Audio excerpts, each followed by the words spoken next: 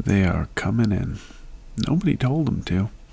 Nobody ran an advertisement in a magazine or hired a consultant to study the demographics of spiritual longing. They're just coming in. Young people mostly. People who grew up in the wreckage of things and found the wreckage insufficient. Who were handed a phone at age 11 and told that this was the world now. That the world was this, and something in them knew it wasn't. Something deep and old and not yet killed off knew that it wasn't. You cannot kill that thing in a man. Men have tried.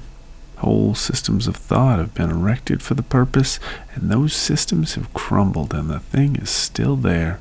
It is still there in the young man who has watched 1,000 hours of nothing and still wakes at 3 a.m. with a hunger that the nothing did not feed. It is still there in the girl who has been told she can be anything and finds that anything feels like nothing and wonders in the dark of her dorm room if there is a word for what she is missing. There is a word. There has always been a word. The word is older than Latin and older than Greek, and it does not trend, and it does not update, and it does not care how many followers you have.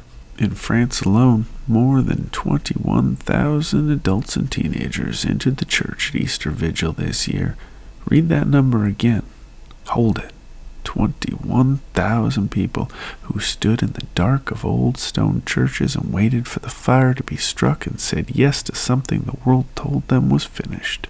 Said yes to something they once thought embarrassing and costly and permanent. 5 years ago, that number was not even 5,000. Something's moving. Something that does not show up in the polls and does not get covered on the evening news is moving through the world like a river moving under ice. A chaplain at a university said the openness now is different than it was. That students are curious in a way they were not before. That you can go out in a hot quad with water and strike up a conversation about God and they do not walk away. They do not laugh. They lean in. Because they are tired. Because the thing they were given to fill themselves with has not filled them, and they are old enough now to admit it even if they are only 20 years old. Especially because they are only 20 years old. I know it. I've seen it. I have thought about what it costs to walk into a church. Not the old cost of embarrassment or social standing, though those costs are still real for some, but the deeper cost. The cost of admitting that you cannot do this alone, that you've tried the alone road and it goes nowhere good, that the self, examined carefully and honestly, is not sufficient ground on which to build a life, that you need something given from outside of yourself, something you did not earn and cannot purchase and I cannot curate for your followers. That admission is the hardest thing a modern person can make.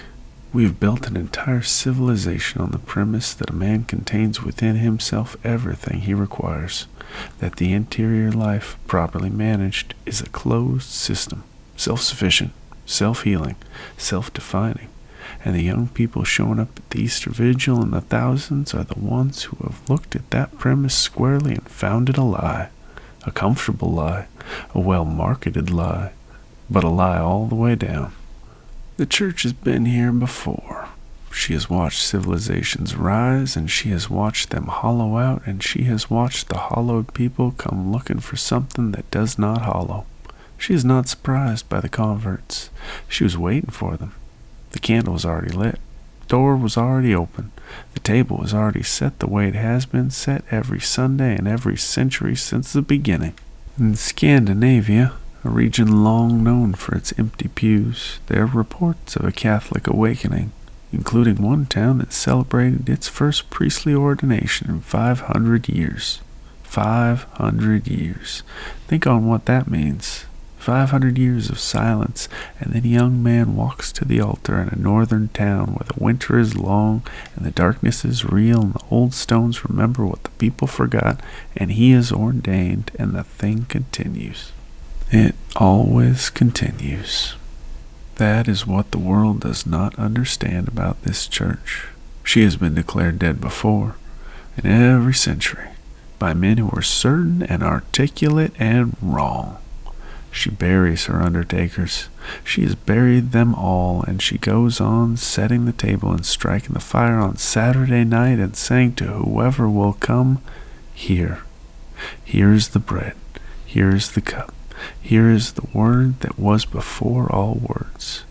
And they are coming, in their thousands, in their hunger, in their exhaustion with the counterfeit, they are coming in.